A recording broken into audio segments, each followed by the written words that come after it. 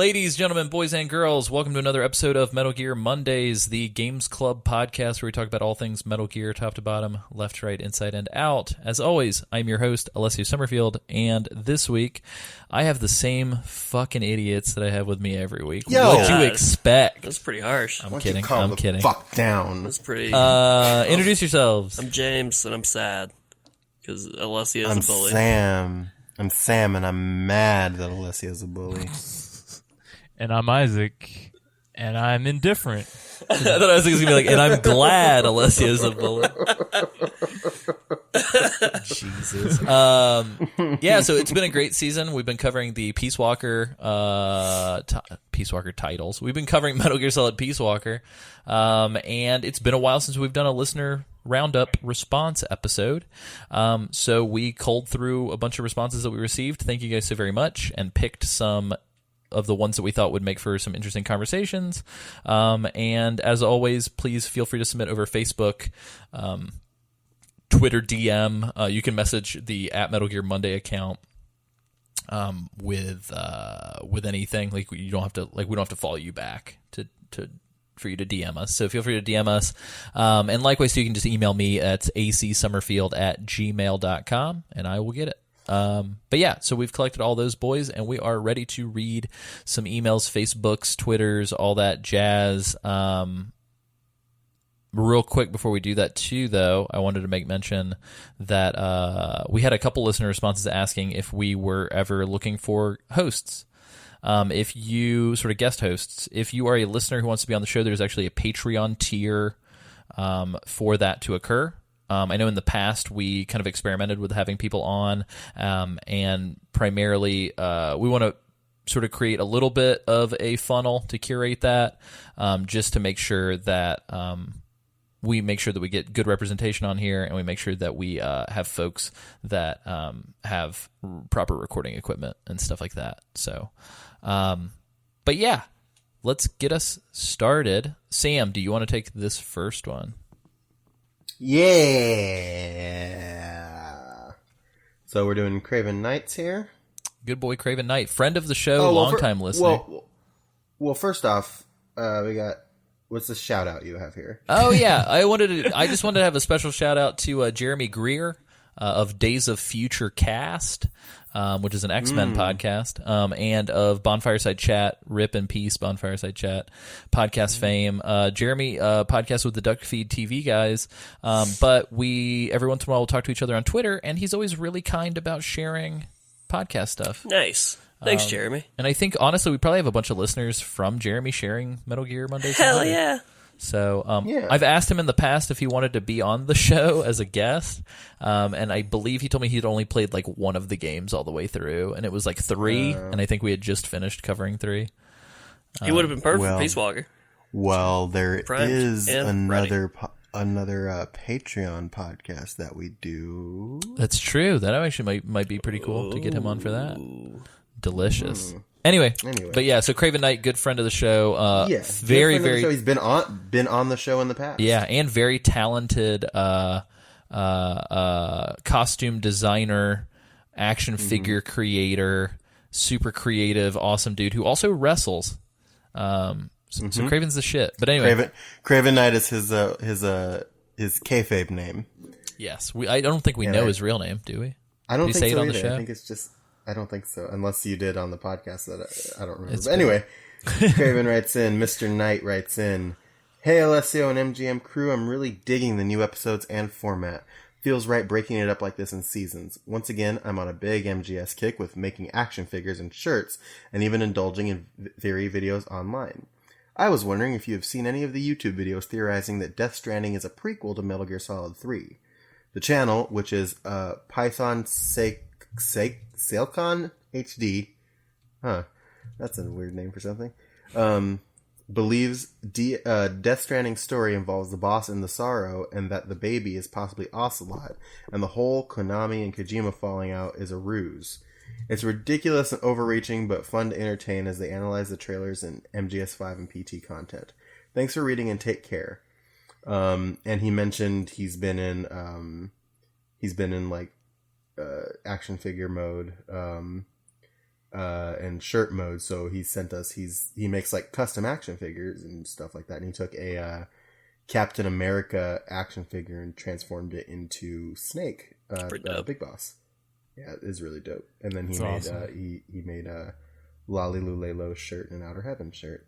Nice. And a Cyborg Ninja action figure, and they're all very cool. The cool thing about the action figures is that he's taking like Marvel Legends action figures of like Captain America and Iron Man and like repurposing them to be like that. Fucking Cyborg Ninja looks wonderful. Yeah, right. And that's an Iron Man. That ninja's an Iron Man. That's figure, crazy. right? Yeah, it looks really good. It's super good. And yeah, the shirts are really high quality. Are fucking dope. So, whoa. Yeah. Anywho's it real quick. So I do want to respond to this question. So I'm a big fan of these Python Selkin boys on YouTube. Alessio recently got me into them, and I'm now also very into it. Yeah, so it's PythonSelkan. Is it? I'm looking at it right now. Is so. it? Oh, I'm not looking at the letter. I'm looking like at the actual YouTube. Gotcha. So it's PythonSelkanHD. So it's Python Selkin. Yeah, I don't know if I copied it over wrong. Sorry about that, Sam. In that thing. But they're actually two Italian guys from Milan, I think. And they do a ton of theory videos. So it's funny that you mentioned the theory videos because they actually did not do the Death Stranding prequel to Metal Gear theory. That's another YouTube channel. That one's like, I would honestly say that sounds too outlandish for them. Like Python Selkin go pretty outlandish, but most of their shit is like, is Death Stranding, Metal Gear Survive, and PT all connected? And so, like, they don't necessarily... Yeah, so it is a little conspiracy-ish, but it's pretty cool because they do reference a ton of real, like, hard-hitting... what's the word I'm looking for here?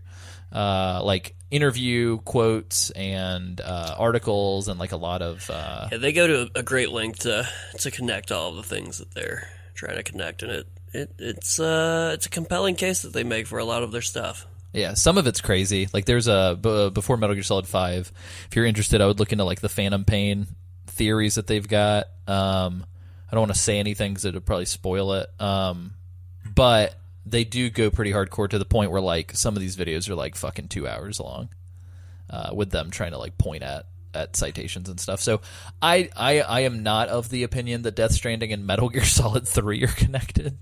But I could easily see some sort of connection between Death Stranding and previous Kojima games and the idea that PT, Death Stranding, Silent Hills, and all this stuff is connected in any way bigger than just like iconography that Kojima is using, like the Kojima Konami thing being a ruse.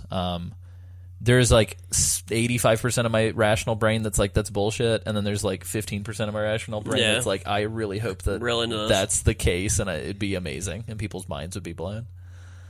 But I don't know. Isaac, Sam, are you guys? Do you guys give a shit about Kojima conspiracy theories? I love Kojima conspiracy theories. Here's the thing about this is that I think that it's not a thing, but if it was a thing, I kind of wouldn't be surprised. Yeah, right.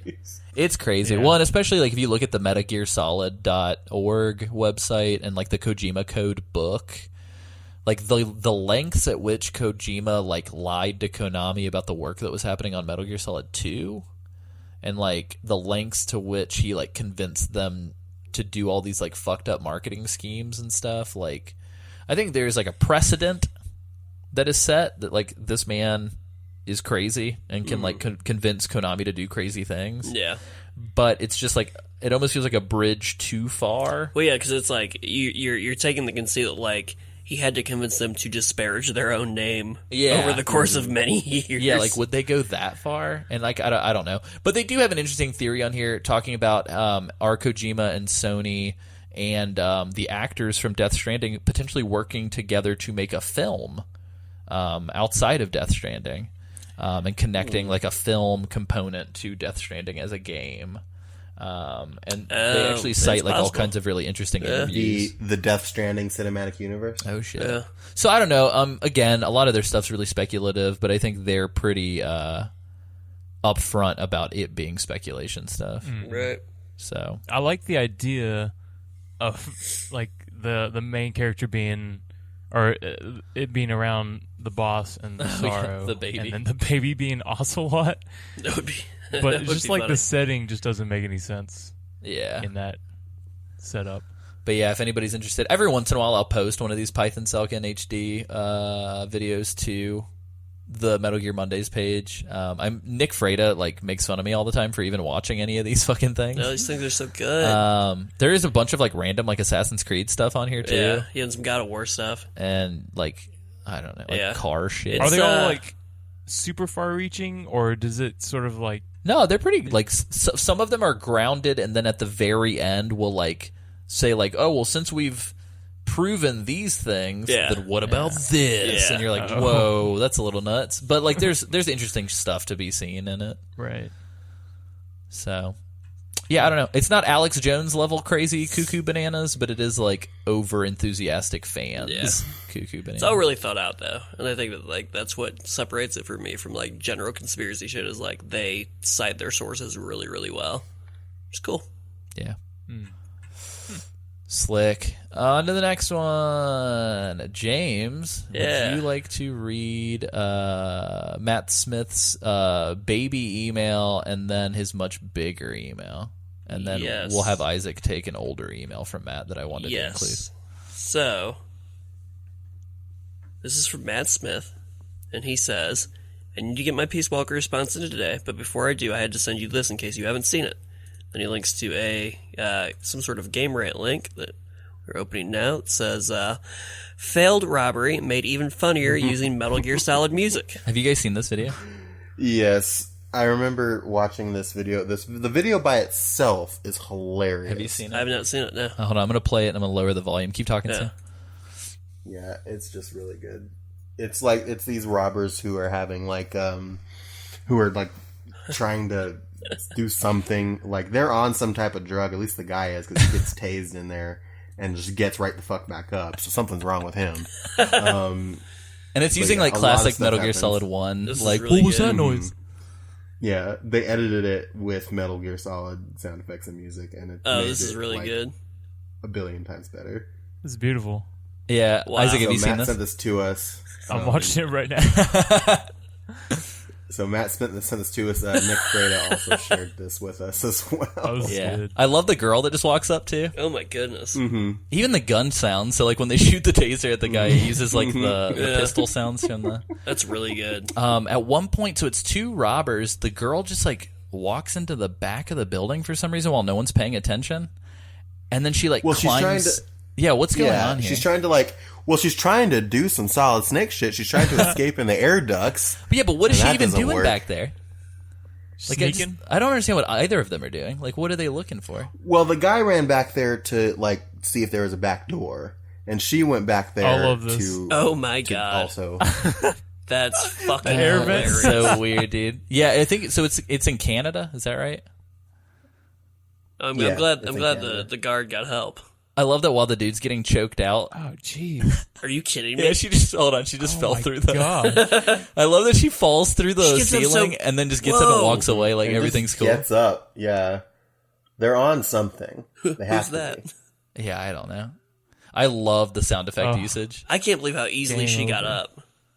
Yeah, no, that's what I said. She gets up after that fall. He gets up after being tased. Like something, they're on something. Being tased is one thing. Falling from the ceiling is a whole other. Yeah, well, she slammed her back into like a Have you ever been I tased would've been before? down. James? That shit puts you being down. tased is fine.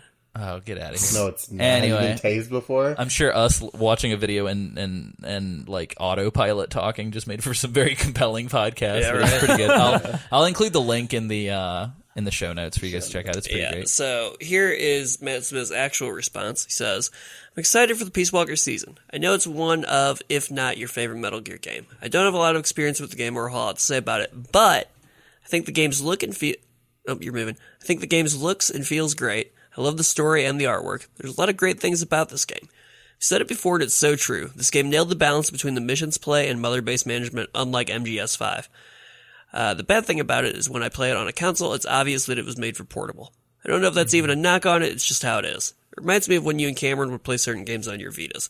It seemed like you guys would occasionally come across parts where not being on a console maybe lessened the experience a bit. To me, it feels way too easy. The missions seem kind of compact, like a bunch of VR missions. A lot of missions with just a few guards and crates between Snake getting from point A to point B. It doesn't have much of anywhere or anything to explore. The other thing I'm not a fan of is with the supply marker, I feel like it makes it really easy to just blast your way through a lot of areas and missions and boss fights. Oh yeah, right when you're about to get it in the heat of a battle with a boss, you get to go back to the menu to prepare and change your loadout. Like I said before though, there's a lot to love about this game. I had a good time playing it solo. I imagine the co-op play would add even more to it. I guess my biggest gripes would be the difficulty, the point A to point B funneling, and being taken out of the moment right before the boss fights. I do have fun on the missions I can't be Snake being Red Lobster, as I call him. Let me send a picture of Red Lobster. And there's a picture of Red Lobster. Oh, jeez. Yeah, it's just an MSF dude named Lobster with like a red red fatigues on. Yeah. And, whoa. Whoa, Isaac. What do you call this Real quick, little Isaac. mask? Real quick, What's up? Isaac. Okay. Let's no, I thought you were jumping in to read that email like real quick. No. I was like, we gotta I was respond. looking at Red Lobster. Yeah, I mean, I agree. Like, some of the gameplay feels compact, and that's fine. I think that there was definitely a point where I was like, aside from like some of the bigger set piece ones where I was like, okay, I kind of want to just like sneak by here real quick so I can get to the next cool fucking cutscene because the story's so good. Yeah. And I think we talked about it a lot on the show too, on the show proper. Yeah. It's like once you can kind of come to terms with the fact that it's like this is how this game plays. Right. I think it just kind of you ease in. What I will disagree with the boss battle thing. I kind of actually with the way the boss battles in this game were structured solo, I appreciated having the breather to prepare yourself for them. Yeah, I agree. Yeah. Isaac. And then the other thing too is like I get that like the supply drop can make the missions really easy if you are blasting through it. But the fact that they do the carry counts in this game, I think makes them in boss battles necessary. I don't think it makes the boss battles any easier. Yeah. I guess they could have locked the supply markers out of non-boss battles. But That would have been hell. yeah, actually would have. Literal hell. Do you use supply marker? Did anybody use the supply marker outside of the boss battles? No. Not really. Oh, that's what I'm saying. They would lock them for I non-boss see what you're saying. battles. I thought you were saying the reverse. I was like, what? Ultra difficult mode. Tie one hand behind your back. Isaac, read this older email from Matt. This came in like beginning of June, but I think it's super cool, and I wanted to use this as like a talking point. Yeah. One thing real quick, what I was going to say was like, I agree with Matt that right before a boss fight, it like just takes you out of it so you can quote unquote prepare. But I agree that you kind of need to re-up your supplies, but I wish they would have done it more fluidly instead of like, oh, you're about to fight this boss, and then all of a sudden you're back at the base. I don't know how they would do it, but Well, the crappy part is like if you do your loadouts for the sneaking mission beforehand, I don't know how you would then easily transition into boss battle mode because it's like I got to change my outfit, I got to change my weapons, I got to call my mom, brush my teeth, like come on. But yeah, again, I don't know how they would do it, but if it was more realistic, that would be primo. I guess the way to do it would be to like give you access to all of your weapons and all of your outfits all of the time, like Metal Gear Solid 3. But then you would just have like this huge fucking inventory at all times. Right. But I don't know. Anyway, we can move on if we want. Yeah, sorry about that. Well, thanks for your permission, Isaac. Yeah. All right, here we go. This is supposedly an older email from the same Supposedly. I think it's a conspiracy. Isaac, what like knows on where it Python actually came All Falcon? listener responses. Python are Falcon from video Matt next Sampson's week is just episode. like, is that really an old Matt email? Here's what we discovered. He goes, and this is, I gotta read all this. All right, hey guys, bro. I need your help. Jeez. Well, it's quite long. My kids It is. love. Well, let's see. Well, let's see if you can actually read it. Get out of here, Sam. Ooh. Hold right. on. Context for James. So real quick, This is James's first listener response Yeah, episode. y'all are fucking mean. There was an episode many moons ago where Isaac literally could not read through. Like, it took so long, and he kept tripping through it, and we just all died laughing the whole time. Yeah, it was like our second to last episode before we went on hiatus. Reading's hard. I Yeah. get it.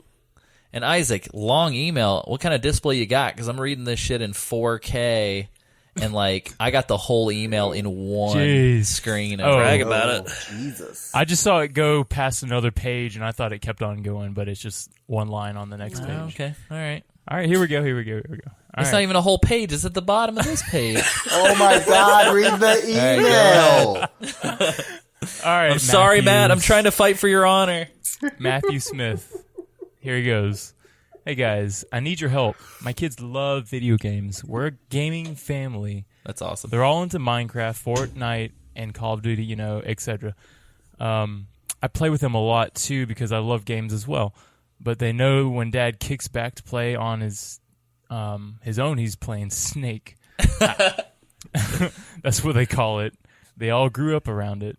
Now I sat down today with my 12-year-old and asked him to play Metal Gear Solid 1 with me. He was willing, and he had a decent time. I'm sure it's hard for somebody used to today's games to go back to those old graphics and controls, even though they're still pretty good. But he's 12. So it went as good as I could expect, I guess. I don't want to force anything on my kids. I don't want to be the old guy making kids watch Looney Tunes and shaking my fist telling them in my old voice, man. My old man voice. They're better than cartoons these days. But I would like to share this game with my oldest in hopes of explaining why I'm so obsessed with it, and in hopes that he enjoys it too, all the while gaining some perspective on how games have evolved and how key the Metal Gear series was in that. Sorry, guys. Anyways, to keep a long story short from getting longer, I was thinking about making my son a deal. Hold on. Matt didn't have any typos in there. That's not even what it said. Yeah, there's been no typos. So that's all I Matt have. wrote a perfect email. Yeah, perfectly legible and grammatically Hold on, correct direct email. quote. To keep a long story from getting longer, not to keep a long story short from getting longer. All right, let me blow up this text real quick. I've got it. Put my reading glasses on. Really, gotta make my tea and get my blanket real quick. I can get my bifocals. Let me call my son in here to read this to me. All right. Anyways, to keep a long story from getting longer, I was thinking about making my son a deal. He plays through the Metal Gear games. It's summer break anyways, and I'll buy him a PS4, which he desperately wants for Fortnite. Ha! I haven't bought a PS4 yet because honestly, I've just been waiting for Death Stranding to come out to get one. So my question to you is, what games would you suggest I have him play through? I definitely want him to play through Metal Gear Solid 1 through 4, but to me it gets hairy when I think about it. 5. That takes some serious time, as can Peace Walker. Yes, that is very true. I know I always bother you guys for random kind of advice, but I got to bounce this stuff off my book club buddies. Aww. Any ideas would be appreciated. What do you guys think? I like it. Like a He should full 2 months, or 2 months Lock after him- this. Oh gosh. lock him in a cage and just force him to poop socket. Excuse me. Yucky. He's young enough where his constitution, he'll be able to bounce back, is what I'm saying. This is true. It's Yeah, true. builds character. I believe in my email response to Matt, I told him that this sounded like a great idea, and that if I was a 12-year-old, I would have loved this. Like, if my dad sat me down and was like, play a shit ton of video games so I can buy you more video games, I'd be like, Yeah, okay. right? What a deal. Woo! So A, you already get cool dad points. Yeah. B, I think the 1 through 4 approach probably makes sense.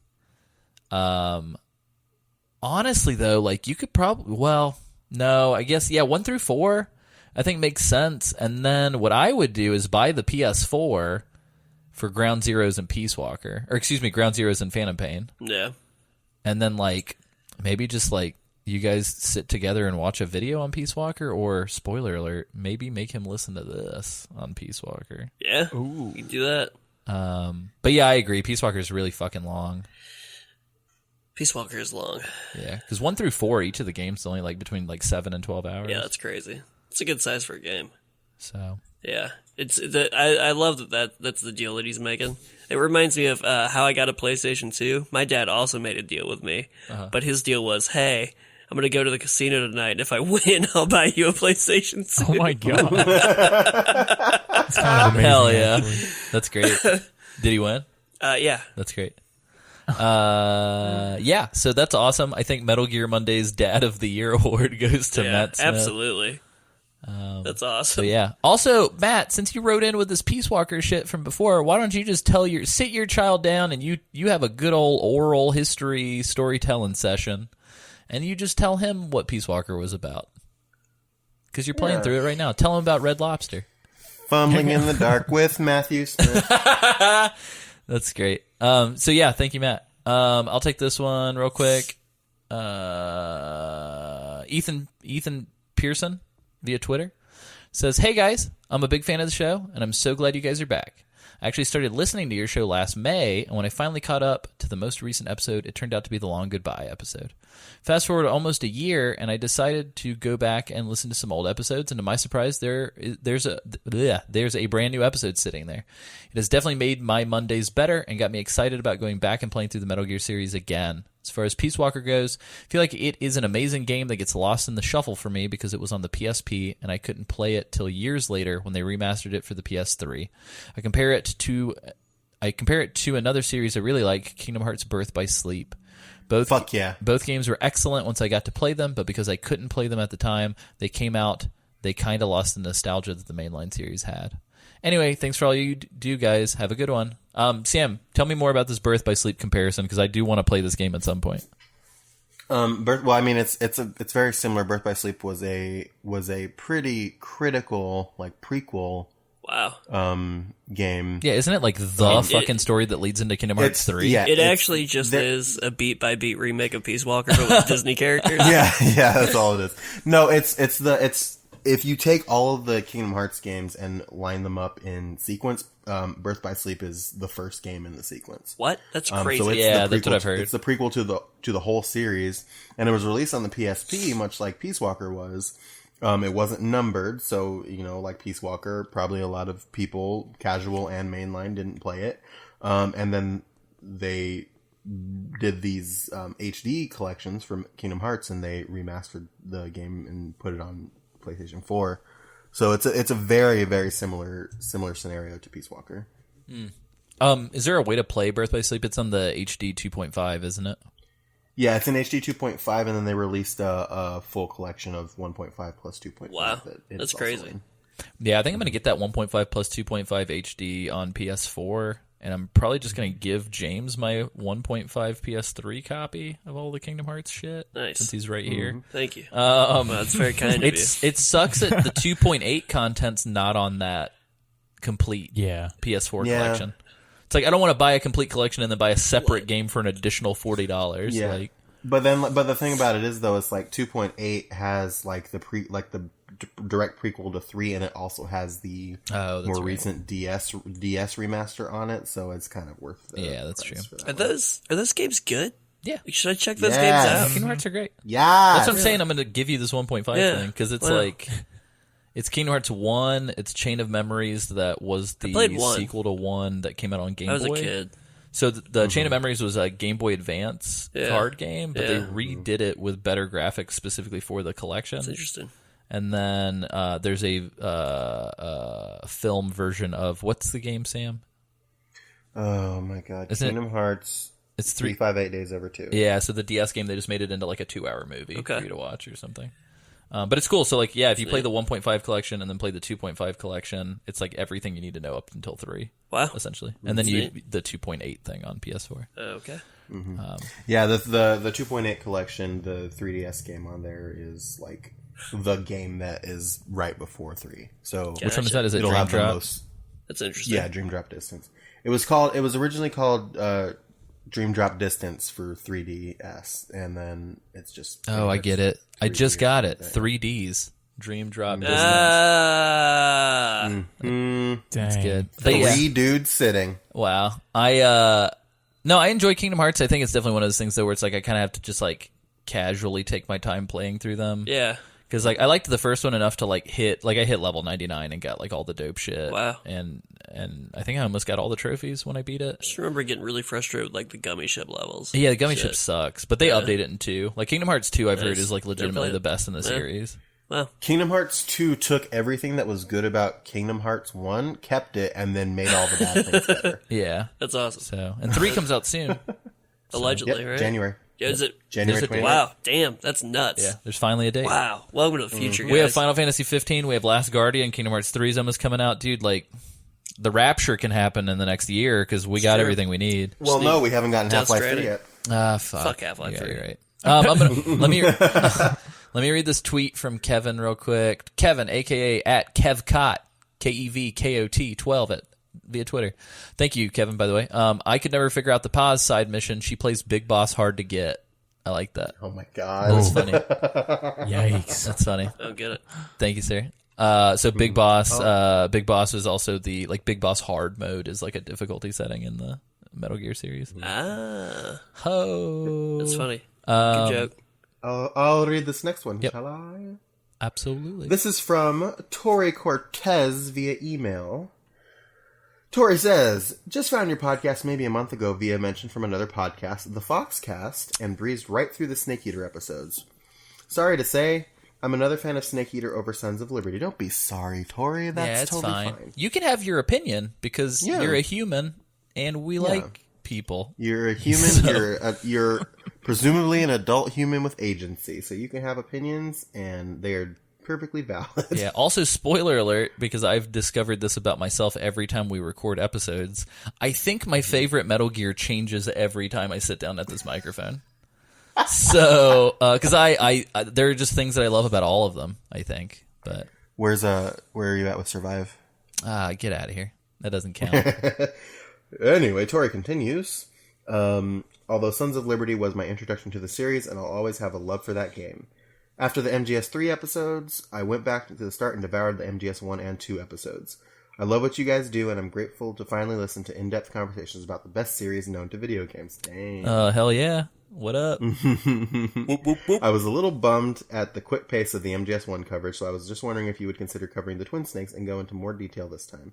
Also, I know you're well, let's camp on that for a second. Sure, we will. we well, do you want to? We have addressed in the past on the show that we also are bummed about the quick pace of MGS1 coverage. Yeah. So And So one of the things that we eventually want to get to, and I was gonna like treat it like a nice little savory snack to pull out of our back pockets and be like, "We love you. Here was what we're doing." But who made that? Who made those munching sounds? That's James. Is that That's Isaac? James. Oh. Whoa. Why are you did it- assuming me? I did it at the same time. I did you make both. weird noises. Yeah. Anyway. Yeah. But one of the things that we're just kind of planning on is like once we finish covering 5 and some of the other stuff that we've got planned, the goal is for like early next year to sort of do like an HD remaster of the podcast. Of the And so when James plays them for the first time, we will talk about them.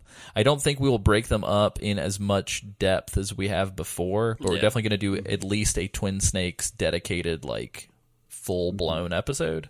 Because at one point we released an episode like a celebrating getting 100 likes on the Facebook page. Yeah. Episode. I think It it's was still like on a the real feed. goofy- It is, yeah.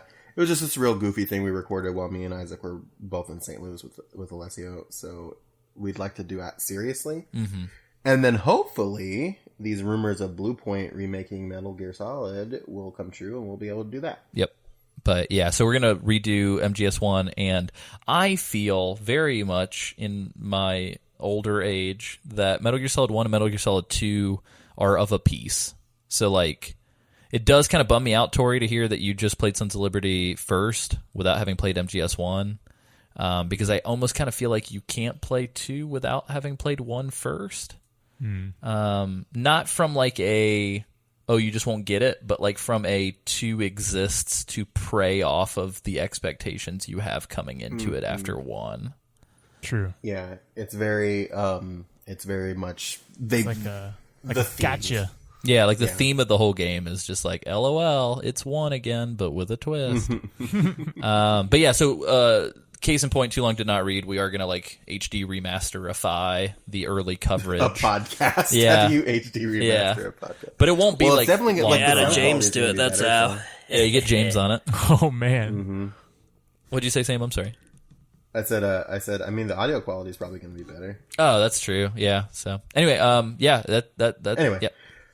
yeah. Also, I know your feelings on the Phantom Pain, but could you give your listeners who haven't played it yet, myself included, a brief rundown, tips, etc.? Maybe as a side off, even spoilers. Yeah. I'm hesitant to start the game because I love the main story so much, and it sucks that the Phantom Pain doesn't include much story. But I can't not play, right? I'd be interested to hear your thoughts on it before starting that lengthy endeavor.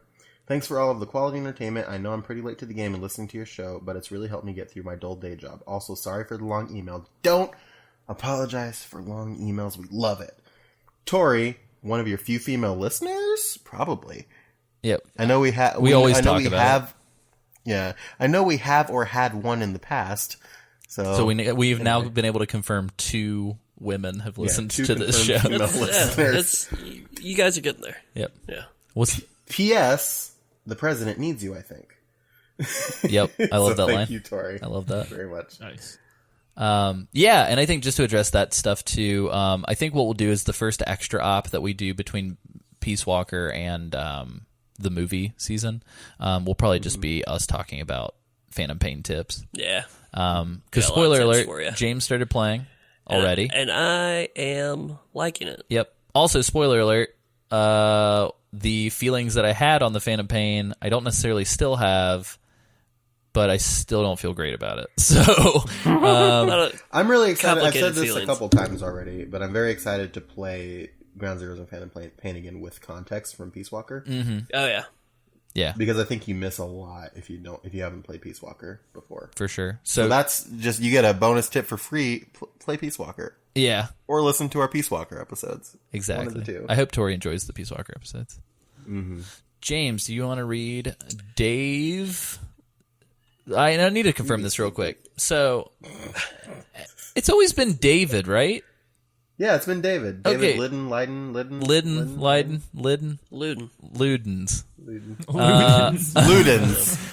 Yeah, so in the past, every time David's written in, it's always been David, but whenever I looked at his email and his Twitter and his Facebook, recently everything just says Dave. Yeah. So Dave, you're going through a rebrand, Going through my a little friend. bit of a rebrand. I'm tipping my hat, and from now on, you will be Dave. All right. So, Unless you tell us not to call you Dave, in which case it's fine. Yeah. Either way. You can be Dave and I'll be Hal. That's how it'll work out. wow. Oh no.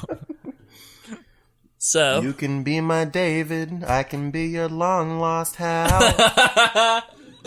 That's real good. Thank you. via Facebook, Dave Lyden says, anyone else fanboy casting whatever this Metal Gear movie turns out to be? All I want is Paul Anderson as some form of Ocelot. Any other fun choices out there? So real quick. Yeah, let's camp out on that for a second before we move into his Yeah. also via email. I gotta post. Nope, that's not the right one. Wow, nice. Yeah, somebody in the I gotta post a Facebook picture. post about that. No, so that was David. Well, yeah, I know, but like, it wasn't David that like did all these really cool fan castings, right? Or was it? Oh yeah, somebody- there was some somebody- posting. Let me pull that up real quick. So amongst yourselves, I'm on the page right now. oh, you got it. Okay, cool. I think as far as casting people goes, like, I've discovered in my older age that I'm really bad with actor names. Yeah. But Describe him to me. I feel like if this is like a dream cast, like if this is like perfect cast, my fanboy casting would be to have fucking Daniel Day-Lewis be in it somehow. Yeah. It doesn't matter how. It doesn't matter how. He's fucking wonderful. You want David Hayter in it, right? I feel like David Hayter would have to be in it, but I feel like you couldn't make David Hayter like the primary cast. Yeah. Because I just like he couldn't be Snake. if we want this film to transcend video game films and have like a serious cast that people take seriously, I love you to death, David Hayter, but I don't know if we could like make you Solid Snake and have it like be taken. Yeah, I believe in him. Yeah. So this Paul Anderson thing would be fucking. I mean, that's a good look. Yeah, he looks great. Yeah, Paul Anderson would be a good Ocelot. I found the post here. Who would play Miller?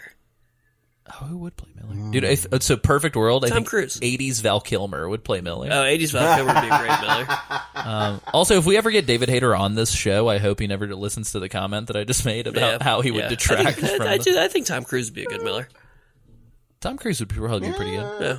It depends on what part of Metal Gear this movie would be on. That's true. I'm trying to think. What's the cast that was on Facebook, Sam? So, a listener by the name of Barry Lynn Neal posted a couple people in the comments. I agree with some, not all. Oh, yeah. My boy, yeah. When I knew Barry Lynn Neal, I believe it was just Lynn. Lynn and I have worked together in the past. Really? Wow. So it's nice to see him enter the fold and start listening to the show. So thanks, Lynn. Yeah. So he's got Frank Grillo as Snake, Scott Wilson as the End, That's Thomas Lemarquis as the Sorrow. I don't know who any of those people aside from Frank Grillo are. Here's where he lost me a little bit. Mel Gibson as Campbell. Whoa! What? That'd be crazy. And then Ben Foster as Colonel Volgan. It's crazy. I feel like these people... So I think James Woods would be a cool Volgan. I don't know why. He'd have to like bulk up. Yeah. Big time. I don't know why, but like I can't not see these characters as who they are in the games. Yeah. Like if I try and like map them to a real life human, work. it just like feels weird. Particularly MGS3 Ocelot, because he looks of a very interesting nationality mix in the game. Yeah. Like he looks like part Asian, part Eastern European, part American. You know what I mean? Yeah. Something to be said about games don't need to be movies. I know. That's true. You have iconic characters. Maybe let them live. You know? That's true. I'm trying to think real quick. Jeremy Irons, I feel like, could be somebody cool. Yeah. One of the Skarsgårds could probably be in it. Oh, that's a good point. Probably. One of the Skarsgårds would totally... So let's think about this. Metal Gear Solid 1 cast. I think that's probably going to be the more realistic thing. Yeah. I think this guy, Paul Anderson as Ocelot would be perfect for MGS1. Yeah. I'm just trying to think of like the other cast members. Like Psycho Mantis, you get one of the Skarsgårds, particularly the one who just played Pennywise or something in there. Definitely. Perfect. That's Bill. I think. Yeah. I'm just trying to did you get it sucks because I think it would totally detract from the tone because this motherfucker can't be in a movie without like all eyes on him. But Dwayne The Rock Johnson might be a pretty cool Vulcan Raven. Oh my god! But you know that that's true. Yeah. Well, he'd ask for too much money for what is essentially a bit part. Yeah, and if he's in it at all, it would suddenly be about that character. It'd just be about him, and it's like get the fuck out of here. That would be good. I'm trying to think of some other folks. Probably throw Peter Stormare in there somewhere. Somebody put together. Of course, like Mads Mikkelsen would be in it. Oh, for sure. I feel like Mads Mikkelsen would have to be Liquid Snake. Yeah. Or some shit. Probably, yeah. I feel like somebody put together an image of like side by side, like what the best real life. Let me see if I can find something. Who do you guys... know who I think would be like a randomly good Kaz? Who? Michael Fassbender. Oh yeah, I love Michael Fassbender. Oh. You know who would actually be a pretty good fucking Snake? Nikolai Coster-Waldau. Or Jamie Lannister. Yeah, Jamie Lannister would fucking be a great Snake. Ah. Would he not? Okay. Would be a pretty good... He would be a pretty good Snake. Hugh Jackman would actually be a pretty like pitch perfect like facial match to Snake, I think. Also like a real young Russell Crowe. Oh, yeah. Yeah. I think we talked about this in I can't remember which episode. I think it was like our part 3 episode of Peace Walker, but John Bernthal would be an interesting Snake, I think. Mm-hmm. Yeah. Yeah, I'm trying to think. Who the hell is this woman? Somebody put like a real life photograph of a woman next to the boss, and it looks like fucking spot on. I don't know if she's an actress though. I think honestly, if they were making a movie, it'd be pretty easy to cast some of the more like cartoony people. Oh, so the boss is 100% modeled after English actress Charlotte Rampling. So like the boss, I feel like would be a really hard character to cast because she has a very specific. Oh, I can kind of see like, well, maybe not. I was thinking of, I'm blanking on her name. She was the director in Annihilation, the movie. Oh, she's also in Twin Peaks: The Return. Yeah. Oh, she's in Hateful Eight. She's the woman who gets bashed around in Hateful Eight. Yeah. What's her name? I think she could pull it out. Her name is Jennifer Jason Leigh. Yeah. Oh, okay. Yeah, I think she'd be great. Who would you guys think would play Meryl well? The chick who played Natasha in Goldeneye, or whatever her name was. Yeah. Scarlett Johansson. Oh no, No. Even though everybody hates her, I don't want her in movies. no! I love Scarlett Johansson, but I think like she's just in too many fucking things. Yeah. Like, You know who I think would be... You know what? Let's cast Falcon Raven as Jason Momoa. Oh, that'd be cool. oh, that'd be good. I like how Khal Drogo. I'm looking at like actors' faces. I like how literally Troy Baker's face is just Revolver Ocelot's face in MGS5. How can we cast Sean Bean in this movie? Sean Bean. Yeah, where'd Sean Bean go? Sean Bean would. That Sheen Bean. Oh, I know. Here's the only person you could cast him as. Sean Bean would have to be Decoy Octopus Yes. because then he would die, and he would die instantly and like off camera, like. But he would be in flashbacks, and it'd be perfect. It'd be like, look, it's Sean Bean. You know who I think would be a good Colonel Campbell? Who? Bryan Cranston. Bryan Cranston would be a phenomenal Colonel Campbell. That is a very good Let's do pick. Bryan Cranston. Let's I put like Bryan that. Cranston in this movie. I like that. Somebody said that Tom Hardy would make for a good Snake. I could see it. Yeah. Okay. Yeah. I think I Except could he's see it. not a good actor, but He doesn't do his voice yeah. good. Have you seen the Venom trailer? It's real bad. Oh, really? You I still work haven't for seen it. bad people. He doesn't know how to talk. He doesn't know how to use his voice. No, he can't speak like a human. It's weird. Oh, straight up. Sam, you're absolutely right. There is somebody did a fan cast on DeviantArt of who they think would be who, and Bryan Cranston is their Colonel Campbell. Fuck yeah. They also have a couple other people on here. I'm pretty fucking sure that let me see. For Colonel Campbell, they said Bryan Cranston. I agree with that. For Naomi Hunter, they said Rebecca Hall from Iron Man 3 and Transcendence. Oh, yeah. She'd be great. She would be looks great. perfect. For Mei Ling, they were saying Liu Yifei from the Forbidden Kingdom. Not familiar. I'm not familiar. And then Natasha Romanenko, they were saying Anne-Marie Duff from Notes on a Scandal, Shameless UK, and several Shakespeare plays. Yeah. Okay. Yeah, visually, these people are perfect. Who would play Matt Smith? Not Matt Smith. Matt Campbell. Matt Campbell. I think we get Matt Smith. We got to get Matt Smith to play Matt Campbell. Yeah, Definitely. Matt Smith gotta play No, Matt we got to Campbell. get Liquid Metal Mike in here somewhere. Oh, Liquid Metal Mike is the concept artist. He's going to do all the storyboards, and he's going to do it on Sharpie on his welder's bench. Hell yeah. Yes. So God bless you, Liquid Metal Mike. So let's read this email from Okay. Dave. So Dave also via email from Dave Lyden. Okay, so Leiden? where to begin on Peace Walker? For posterity, I played this on Xbox 360, which probably doesn't play as well as PSP with the bite-sized missions. I also played this for the first time as part of a chronological time playthrough, Snake Eater to Guns of the Patriots. Still working on that. I think it helped dramatically to play Snake Eater right before, since for Snake, Peace Walker is mostly him mourning the loss of the boss. It is her voice and the completely ludicrous theory she may still be alive that pulls him through the story. However, in the end, he pulls an about-face and decides to do the opposite as she has done. Snake, he is the gun, and boss surrendered. I was shocked to see this come about, but makes sense from the Ultimate Soldier's perspective. I was not enjoying the boss's death dragging on and on in the next chronological game, but the surprising divide was enjoyable and helped Snake on his path. P.S. Heaven's Divide, better than the Snake Eater. CQC me, bro. I love it.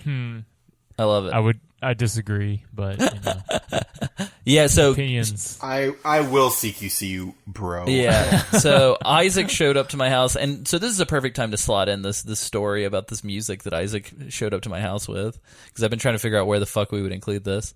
So Isaac showed up to my house with a weird, like, it was like a vinyl record case, and it had like liner notes, and it had like a gatefold. It opened up just like a record. But inside, you'd pull a cardboard record out, and in the center of the cardboard record was actually a CD. And the CD was from E3 2003, I think, when Snake Eater was coming out. Nice. Right around when 3 came out. And all that was on the disc was like a Peace Walker like remix, or excuse me, Snake Eater remix. Oh, nice. And it's so fucking dope. I love so it. good. So I'm gonna actually cue it right here.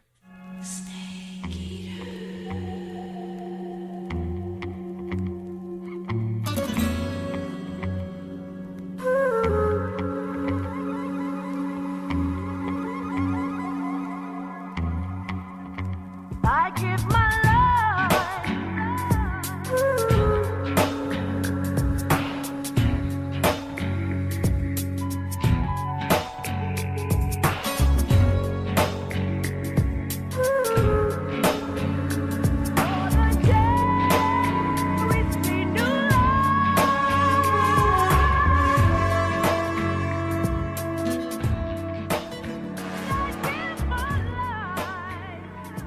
Just part of it, but then it'll be underneath us talking right now. So, yeah. Keep it going.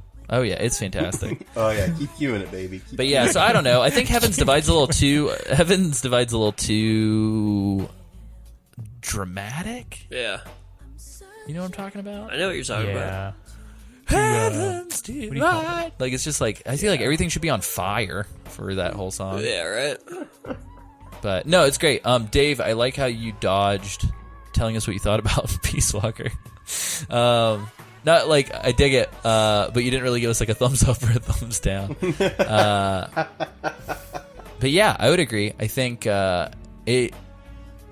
it could easily feel like the boss's death being dragged on and on and on, and I could definitely see that. I think for us, it probably didn't feel that way because we had such a big gap between 3 and well, and I Peace think Walker. I don't know, to a certain extent though, like I do like see the story like perspective of like that death has to drag out. Like people have like these capstone moments in their life that like irrevocably changes them, and like that's a moment that changes this character. This was Snake's. Like yeah. he's always going to come back to that moment. So like I think it kind of makes sense that it drags on. But I can see how like with the way that like the rest of these games have come out, like you kind of want new shit every time and like new encounters and like you don't want everything to drag. Yeah, For sure. I loved it. Dope. I'm going to read this last one. Daniel Lee Curon. Oh, go ahead. Sam? Do you think I should read it based on the ending of it? Oh, yeah. Go for it. I didn't even see that. I mean, you can go ahead. I'd no, be no. interested in seeing how you. Oh, no. Oh my Okay. God. Reverse that. I'm gonna step on a landmine is what I think is gonna happen. You want to do it? Sure. Daniel Lee Do it. Curon via Facebook. Curon? Curl. Curon. Alfonso Cuarón. Hey guys, glad you did Revengeance. We sure did.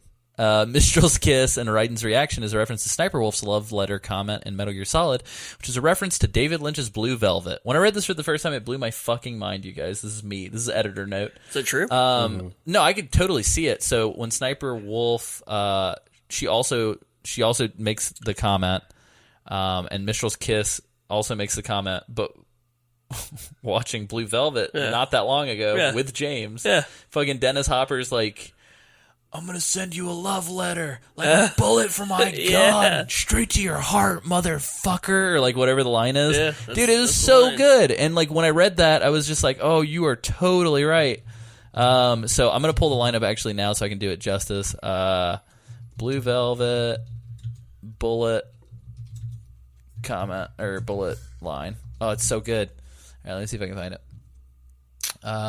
Yeah, so Frank Booth is his name. And I've got it right here. Have you guys seen Blue Velvet, Sam? I haven't. I haven't.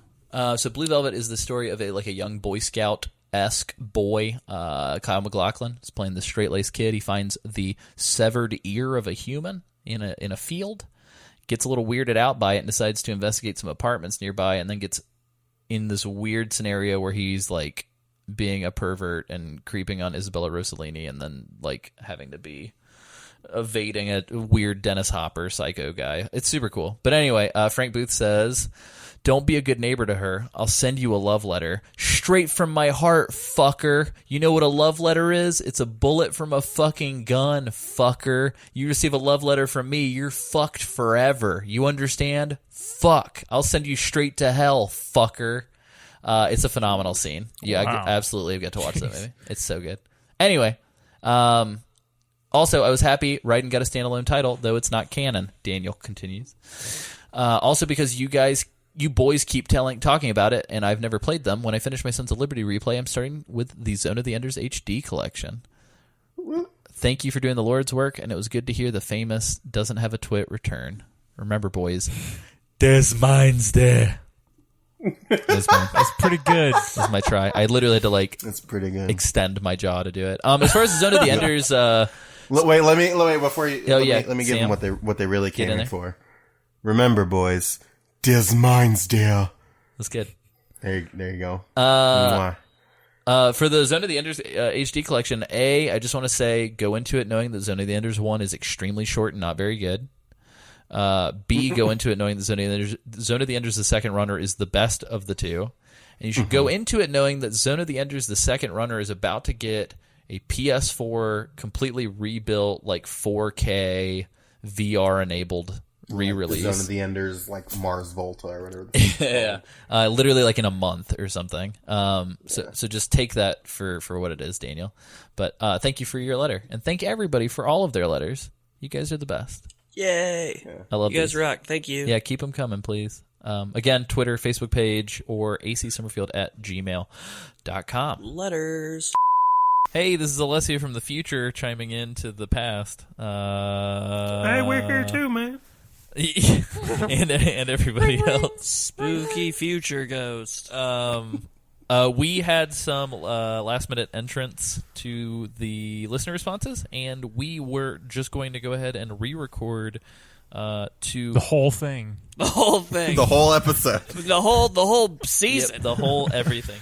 No, We had a stenographer script it out for us and everything. Thank God. we were going to re-record to mention that we are now on Spotify, Boom. Woo, woo, woo. And Google Play Music, Google Play.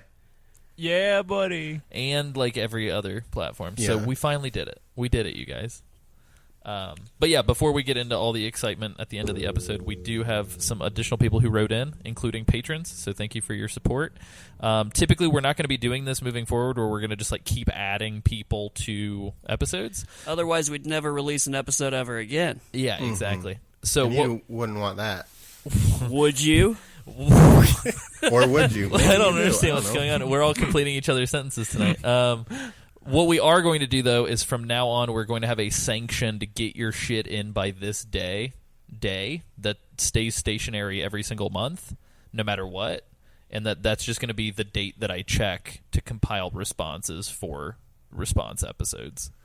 So starting from now on, when you're listening to this, which will more than likely be at some point in the next 2 weeks of this, I think the 27th. So as of the 27th of August, every month on the 15th, I will be checking inboxes and compiling things into Google Documents for episodes. Yeah. If you submit on the 16th, don't be upset. We might be recording late. We'll probably include it anyway. Maybe. Or if we're not, what we're going to do is that's just going to go straight into the bucket for things that we read on the We'll find you later, baby bird. on the following. So, and because of that, every season, including seasons that I didn't already schedule to have listener responses, will more than likely have a listener response episode to them. We're getting listens So it's going to be good. and ers. I love this like ongoing through James as line hype that- man? Yeah. Yeah, James is Alessio's hype man. Yeah. Yeah, I've noticed on the last few episodes that James also did that. Yeah, I was like listening one to it. word. It's just like James has like, damn, got him. Hell yeah. Start doing like the end of your sentences like they do at rap concerts. Oh, yeah. It'd be amazing. Amazing. All right, so without Lambo. I just thought of an amazing Transformer Star Wars crossover. It'd be Lambo Calrissian. Oh my god, that's amazing. All right, before we get into the meat of these potatoes. That's not how you say that. Sam, tell us what you're reading. We're gonna read these. Split them up. We're gonna read these. Oh damn. I'm reading a message from Sam Whitaker. Great name. Whitaker. The Whitaker family. Yeah, they're great. Yeah, the Whitaker. Damn it, James. The Whitakers. We got this via Facebook, and Sam Whitaker is actually a new $10 patron, so thank you, Sam. Thank you, sir. Incoming codec call. Hey, boys. Congrats on being my second ever podcast listened to and first ever Patreon subscription. Whoa, dude, That's 1 out of 2. nuts. 1 out of 2. Nice. 1 out of 2 ain't bad. I'll Yeah, take 50% of the time. one. Hey, Yeah, I'll take the one. Heads up, podcast producers everywhere. If you get Sam to listen to your podcast, you could flip a coin and he might give you money. Oh my god! But thank you, Sam. I love you to death. I'm totally just being an ass. Yeah, it's great. I started my Metal Gear Solid Mania with 3 Snake Eater and immediately fell in love with Big Boss, the real OG, and his story. Solid Snake felt a little whiny in his non-idealistic mission to ruin everyone else's shit, whereas I mean, okay, I'm with it. Not wrong. Whereas Big Boss had real character development and a drive Damn. to change things in such a huge arcing saga. Damn. Then the whole Liquid and Solidus thing was a bit of Kojima overload for me. I've completed 3 Inside and Out Stealth and Chaotic PS2 and PS3. It was a serious defining moment for me as both a gamer and now a Metal Gear fan. Yet to delve into 1 or Peace Walker Portable Ops, but 2, 4 Ground Zeroes and half of 5 are securely under my belt. Point is, Big Boss forever. I want to point out here, whenever he says Big Boss, he underlines boss. Hell yeah. It's just like really put like some emphasis behind the I fact also that want he's to the big- acknowledge how great it's going to be when inevitably everything comes back together and they put out a mashup of every game ever released and call it MGS Mania. Oh, no. I'm ready for it. Oh, I love it. Is it like Sonic Mania? It's absolutely like Sonic Mania. I hope so. It's coming. Anyway, point is, Big Boss forever. Enough about me and on to you guys. I've just started a new admin job and being halfway done with Metal Gear Solid 5. I searched Metal Gear in my podcast app. Didn't see that coming, did ya? And found you guys. I've just finished. It surprised the fuck out of me. I'm going to be real. Spoiler alert. You mean through all the single episodes of like IGN and all these other random podcasts, you found a little old us? Boom. Little old us. Got him. Spoiler alert, that's how most people find our podcast. Yeah, right. Anyway, I found you guys. I've just finished Metal Gear Solid 3 Snake Eater episodes, and I'm completely blown away by the level of accuracy and diversity of opinions given on this podcast. Mixing the varying guests and differing levels of Metal Gear Solid experience creates one of the most insightful, entertaining, enjoyable, enlightening pieces of fan content or fan service for fans by fans ever. Whoa, dude. Nice. Thanks, Sam. One criticism, not mentioned in the Metal Gear Solid 3 series, was one of my favorite things to do, which was to isolate a guard, shoot out his radio on his chest, and terrorize him until I felt ready to move on, which is a little crazy. Whoa. But I love it. I love it. I think it's Sam likes to great. play with his food. He does. I get it. One suggestion, would love to see character-based discussion episodes, example of Big Boss story and lore from start to finish, which... Oh, we got I like the plenty. sound we got of plenty that. of juice for Sam. He's gonna be excited. So much juice in the cannon. What? That's not a thing. Choose the cannon. It must be a Seattle. I love thing. it. Don't Must listen be. to Sam. Must be. Mad love from down under Australia. Oh, shit. Nice. Oh, jeez. Mad love from down. I want to point out that I kind of sounded like I was maybe attempting to do a Australian accent there when I said Australia. I wasn't. That was just me being excited. Mad love from down under, and keep up the amazing work, lads. 10 out of 10 from me. Excited to hear the rest of the MGS games starting tomorrow from podcast episode 1. Whoa. Big boy baller. What the fuck? And he ends it with a... The little codec closing sound. Yeah. It wasn't Sam slurping spit through a straw. Wait, hold on. There you go. That was me slurping. Oh, okay, there we go. Yeah.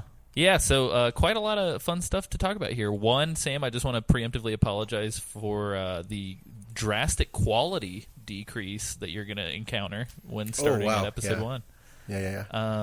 I'm sure that, as a matter of fact, I was going to say, I'm sure that our mentalities and our discussion style have evolved over time, but I'm going to let Sam be the judge of that. So, yeah. Sam, you write us a letter whenever you get caught back up, and you let us know if we sounded like a bunch of... I want a hard cut to Alessio puts this episode up, and then he gets a notification in the corner that's like, Sam has revoked his patron. Instantly. Yeah, right. Hey, and if that's the case, like, more power to you. You know what? No love lost, but Yep. we appreciate you for being you. I also real quick wanted to camp out on two things. So one of which is we are going to start doing character-based episodes. What? With the extra ops. And so when we get through all the letters tonight, we're actually going to announce what the next two extra ops are going to be. And along the lines of your half of 5 being securely under your belt, the first extra op, which we're actually going to record right after this, is going to be all built around pro tips for Metal Gear Solid 5. So look forward to that. It's going to be cool. I got tips. I got tricks. James is actually a fucking expert is what I am. He's a video game cheat code book from the Scholastic Book Fair. Brought to life. Sentient human boy. Somebody had a genie and they have 3 wishes, and all of them were to make myself into a video game cheat book brought to life. It's a waste of wishes in hindsight, but here I am. I did Can't also reflect on that yet. Now, just keep moving forward. I did also want to acknowledge that moving forward, we are going to try and enlist some more guests on the show. James and I, as a peek behind the curtain, we're both really busy with the production of a film at the moment. Boy, oh boy. But as soon as that gets a little bit further along, I will have way more time to be able to reach out to guests. Likewise, I think what we're going to do for those is more than likely we'll probably just have interview episodes where we just talk to guests about Metal Gear in general. Yeah. But if any of the guests do want to speak up about parts of the game like we had for MGS3 and MGS4, we'll just give them our schedule ahead of time and figure out where they want to slot in. It's going to be cool. So. Slot in. Skirt. Cool. This next letter comes via email. James, do you want to take this? Yeah, can you give me an assist with the name? I don't want to... Oh, You're the language connoisseur here, and I don't want to hurt anybody's feelings. That first name, it's tough on me. Oh, no. It's Matthew. Ah. Are you sure it's not Matthew Matt Hugh? Rico Bene. I like that. Coming to you live via email. Rico Ben. It's either or so CICI is it's funny. So CC's Pizza in Italian is actually Chi-Chi's. Is actually how you'd pronounce it. So it's but I think the double C. I think Riccio Bene? No, I think it's still Rico Bene, but I have no idea if the double C's make it a cha or a Oh, ke. so instead of like Rico Bene, it'd be like Richa Bene. Maybe? Yeah. Send another letter. Hey, let us Matthew. know. Let us know. Yeah, Tell Matt, me I'm a piece of shit. Let me know. Hey Matt, do you Call me names, Matt. do you pronounce your name with a hard Italian accent, or do you pronounce it in some weird American accent? Is it Rico Bene or is it Rick Benny? Or do you say just hey dude, it's Rico Benny? Hello, Matthew Rico Benny. Rico Benny. Rockabilly Rico Benny. Yeah, it's actually this is Matthew Rochester. Is how you pronounce it. Yeah, we've got an email from Rockabilly Rico Benny. Wow, Matthew, I'm sorry. Keep it rocking, Matt. This turned into a whole thing. I'm here for you. We're in this together. I'm going to read your letter. I hope you're laughing and cringing in your car. Hey, guys. Matt here. You're James. Quit lying. I'm a longtime Metal Gear... You're a fucking liar. Longtime Metal Gear podcasting liar. I'm a longtime unreliable narrator. No. Matthew, he is a longtime Metal Gear fan. And, get this is his first email. Ever. In the history of email. It's real. I will say, for your first email, Matthew, very well written. Keep up the good work. Keep practicing. You'll be writing thousands of emails. Oh, Nobody's business. It's going to be great. Matthew, I'm excited for your future, Matt. Matthew says, we got a lot of letter to go. Matthew says, I'm not a huge fan of MGM. Thank you. I originally found you guys like almost everyone else by searching Metal Gear into the podcast app. God Is bless. this, See, is Sam, this a you're joke not alone. that you guys make? Yeah, it comes up a lot. Yeah. Yeah. Yeah. Are you guys okay? now it's you're gonna pop Metal Gear into the Spotify app. Right? Matt, sadly, I didn't think to do so until I had finished MGS5. So when I found your podcast, you guys had completed 1 through to 4. I was sad to see that I couldn't listen in real time, but it did give me a reason to play all the main titles again on my PS3. I would listen to the appropriate episode while at work, and later that night play that section of the game. It was reinvigorating to listen to your enthusiasm, as it would get me so excited for a game franchise I already had played and loved. And then he lovingly breaks down the games, and this is going to get all in the feels, guys. He talks about Metal Gear Solid. He says, I remember watching my uncle playing when I was young and being so excited at everything in the game, I begged my dad to get it for me. Being so young and having no internet at the time, I found it impossible to beat and didn't do so until many years later. Even though I couldn't beat it, I would play it over to the part where I would get stuck and then do it again. MGS2. I'd be interested in knowing what that part was. I would be interested in knowing that too. So check it out. I had a scratched copy of this game at one point in time, and there was one spot that would always trigger like a glitch. Like a glitch? And I would hold my breath to see if it would happen or Oh my not. god. It's specifically the room that you walk into that leads to the hallway where the ninja is killing everybody. For some reason, the room almost looks like it's got an airlock in it, which it might. But you walk into this little room, and it just it would hang. Snake would hit the middle of the room, and when it was supposed to trigger the sounds of the fight happening in the other room, it would just lock up permanently. Oh, jeez. That is... So I had a similar experience to this, but it was less not being able to play the game and more just an issue with the game disc. That's troublesome. What if he writes back in and he's like, I had a scratch in the same spot on my disc? What if he's like, I fought that fucking airlock so many times? What if he's like, I scratched that disc, Alessia? You got that disc for no. me. Hey, I also That real quick, airlock is the toughest fucking boss of Metal Gear. since we're gonna camp out for 2 seconds here, I did want to also say kudos to Matt for being so into this series and so into this podcast that he legitimately would listen to an episode on the drive to work, right? and then would come home and play the part of the game. That's pretty fucking cool. That's awesome. Thanks for doing that. That's a lot of time, and for me, it brings a sense of pride that you're willing to spend your valuable time with us. It's touching. Yeah. Obviously I wasn't there, which, I'm sorry that your experience wasn't as good as it could have been. Oh, no. But it's pretty fucking cool Jesus. that, you guys, you three, you got to be on this journey with Matt as he played these games. I think that's cool as an observer. I'm gonna... Hey, James, do me a favor. Yeah. I want you to go back and listen to all the episodes you weren't on, Sure. and then record responses, and then we'll just cut that. You should just put it in. So it's like you've been there the whole time. That is what You know it how would it's be like. You know how it's like in. You know how it's like there was a secret doctor the whole time Yeah. on Doctor Who. You'll be like our secret podcast host. I did not see that going. Where that went. Welcome to Sam, where Doctor Who's always in play. So... Listen, I it sounded hateful. No, I meant that in the best way possible, Sam. It's good. So moving on to MGS2. Matthew says, like everyone, I was very confused that I was playing as Raiden.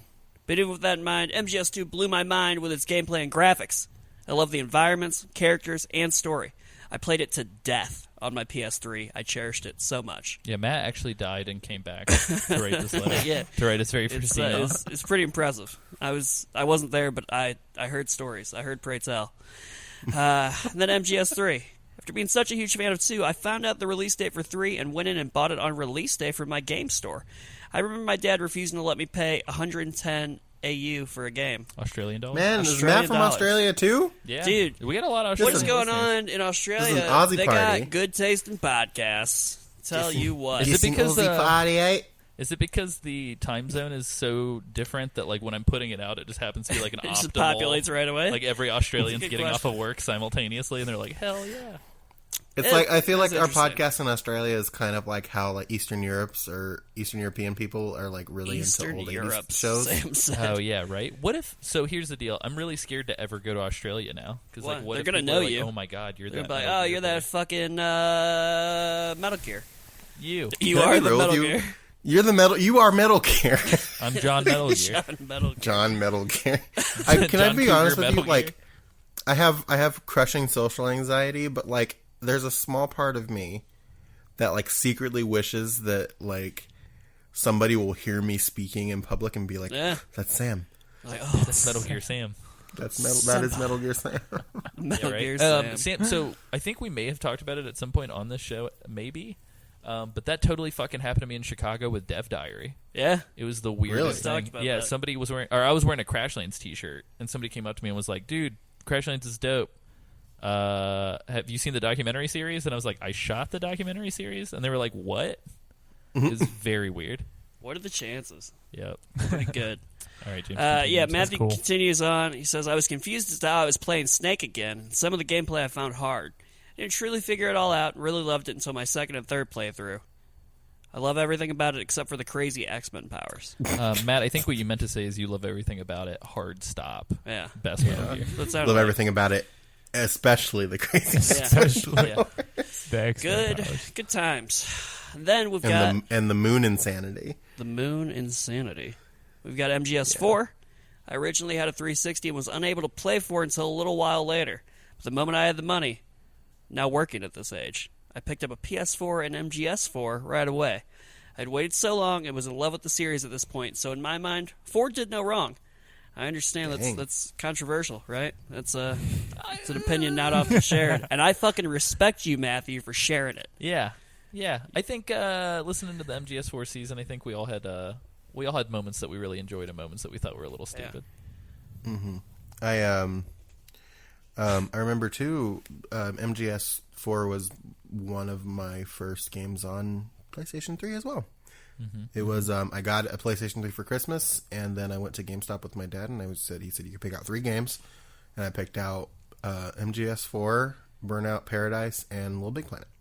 Nice. It was a good spread. I do want to make a quick correction. So I wrote here, and I think Matt wrote here, and I think James just read here, PS4 and MGS4. It's PS3 and MGS4. I just need you to know that in prepping the show to be on Spotify and everything, I had to go through and double-check all the tags. My dumbass tagged every MGS4 episode with a PS4 tag as well. I think it's just your brain. Like, you think, like, MGS4, Yeah. PS4. Like, I don't... Can you yeah. not play it on PS4? I don't think there's a way to play it on PS4 unless you use that PlayStation Now. Damn, what a No, you can. It's not in the backwards HD compatible. collection. Yeah, HD Collection's not on PS4 though, Sam. It's on PS3. It's on Oh PS3. fuck yeah, it is. Yeah. Damn It's not on straight. HD Collection. It's on that Legacy Collection. Legacy, But that's Oh, it's yeah. like 16 games. It's like it. Legacy. So, before I continue on, I just want to make a note that I did a dumb mental thing just now where I'm sitting here and I was like, wow, it's really impressive. Like, you guys grew up with Matthew. And I was like, he's replaying the games, James. Like, he's not, it's not like he was listening to them as they came out. And, like, this podcast didn't exist, James. You're a fucking idiot, James. Just continue that's reading the Accelerated letters. aging. Yeah, Matthew just wrote in to let us know that he's been following alongside That's us. When there impressive. was only one pair of footprints in the sand, it was when we were carrying Matt. Too true. That one Too killed sweet. Sam. Sam's dead. R.I.P. Sam. And then we move on to Peace Walker. Matthew says, I never owned a PSP, so I hadn't played Peace Walker until I bought the HD collection. It's only a few years ago.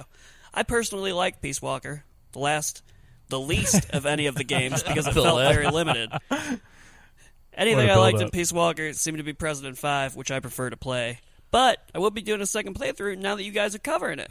You're going to have fun with that. I think mostly because of the commentary.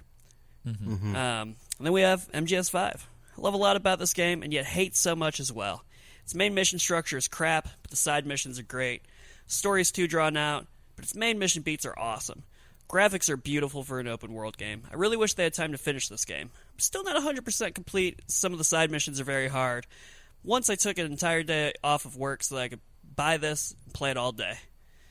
Hey Matt, why don't you tell us how you really feel next time? Hey, Matt, we don't have to record MGS5 episodes anymore because You summed it just up. summed it all up. You Yeah, fucking that's it. nailed it. All right, bye. I'm All Matthew, right, just podcast is so over you now. know, No more. I'm in the middle of it right now, and I feel the same way. So thank you for reading my mind. Appreciate Dude. you. Now what content? Now what are we going to talk about? Psychic Mantis. What are psychic mantas? Matthew says, keep up the good work. I'm currently listening through the entire podcast for a second time, and I'm still always entertained. God bless Fucking these people. Shit. What? What? God bless these people. amazing. God bless you. What did It, you say? What did you, God bless you? What? I said, God bless these people. I, Oh, I thought you said God bless you, Steven. I was like, no. yeah, well, Matthew. God bless thanks, Steven. Steven. God bless. Matt, God you- bless you, and God bless Steven. That's super nice. I apologize that I took your beautiful letter and deprived you of hearing it read by somebody that you've literally been listening to since your childhood. I hope that I did it justice, and I appreciate you. gosh. We've actually been drip feeding this podcast through like a time portal hole that we found. Hey, before we move on, y'all mind if I praise Steven real quick? Jesus. No, Steven. Moving forward, Matt Laninovich via Patreon. Matt, Is that one of the characters from Metal Gear Solid 3? Yeah, Matt, are you a guard from Metal Gear Solid 3? We got a lot of Matts listening to this show. Less offensively, Matt, I hope that it's pronounced that way. Let me try it again seriously. Matt Laninovic, or Laninovich, is a patron as well. So thank you, sir. This is his $5 patron message. So remember, Whoa. kids, if you're a $5 patron, I'll read whatever 150-word nonsense you put on here. So Matt says, this is his message. You can tell people to add me on the PSN at Bubbles949 to play some That's the Peace Walker best. and whatnot. So thank you, sir. I will be adding you probably this evening as well. And then he says, outside of that, this little aside, which I wanted to put here for us to talk about. Also, I'm sure that you have it all planned out already, but if you need more ideas for shows, there are a few good free fan games that parody Metal Gear Solid. The best I've seen is a game called Merry Gear Solid. Ooh. It's a Christmas MGS where you play as Santa. Does Santa have an eye patch? He does not. I think I've played this Yeah? like a while back. I think it's a Flash game. It's very fun. Hey, do we have plans for a Christmas special? So, I think we could totally do it for around Christmas time. So we're actually more than likely going to be covering MGS5 closer to like winter time. Merry Christmas, y'all. But I think Merry Christmas, bitches. I think what we can do is I really want to do. Originally, we had talked about doing Never Stop Sneaking or whatever. Is that what it's called? Yep. Never Stop Sneaking. That's what it's And so since this pairs really well with that, I think we'll do a whole season on parody games. And we'll just have to figure out the best way to make that all work. It might be like by whole season. I'm using like very dramatic terminology. It's probably going to be like 3 episodes. Yeah. So it'd probably be like 1 multi-game episode, 1 Never Stop Sneaking episode, and then like 1 listener response episode. But yeah, so that's coming. So we'll keep you posted. But I think as Sam just alluded to, it might be fun to do it around Christmas. So that's what we will do, I think. Merry Christmas. Yes, that's preemptive Merry Christmas. Isaac, do you want to be fueled? Do you want to be Isaac, powered? Give me Isaac, fuel. you ready for Duncan duty? All right. Also, Cole Duncan is always on point with the Facebook likes and the comments. So thank you, Cole. Thanks. To spoil who's coming. Cole. So sorry. Thank you, Cole. Before we Thanks move a lot. on to Cole, Bless so you. This I Duncan wanna, train runs on Cole. Goddammit. Before we move on to this, so we've had 2 Matts in this. We got so many Matts. Yeah, we got a lot of Matts. Yeah. I want all of the Matts. My goal for this podcast is have every Matt listening to it. How many mats? Yeah, how many? All of them. Can we get Matthew Campbell in here too? Can we? Shit. Please. I think we already do. So James, you have not been privy to this ongoing, long-standing joke. Can we do an I'm extra op like about Matt Campbell? I think we do need to do an entire extra about Matt Is that Campbell. person so we'll or save character? It's Neither. It's anything Both? you want it to be. A legend. He's an A idea legend. more than anything. Yeah, and fucking kills Liquid me. Metal Mike brought him into our universe. You say Liquid Metal Mike? Yeah, he's a listener. that's- That's not a Metal Gear That's character. good fucking could be. But how great if it was? He's my Metal Gear character. I will always. If there's whenever we do the Metal Gear Online episode for MGS5, I'm gonna create Liquid Metal Mike. I think as my avatar. I'm gonna be Matt Campbell. Perfect. Okay, well that's Anyway. yeah, that's it. So Isaac, dive on in here. Duncan. Yeah, sure. Duncan dive. Duncan. this Coal is powered Duncan train rolling into the station, baby. Cole. Duncan. Coal train. Via Patreon, he says, "Hey guys, love the past few episodes on Peace Walker. Just wanted to drop a question for the mailbag episode. Perfect. Is that the cue? Yep, he dropped it. I'm just gonna cue All right, the sound of an good. envelope hitting the ground. Wait. What about this? I'm gonna do some Foley work here. All right.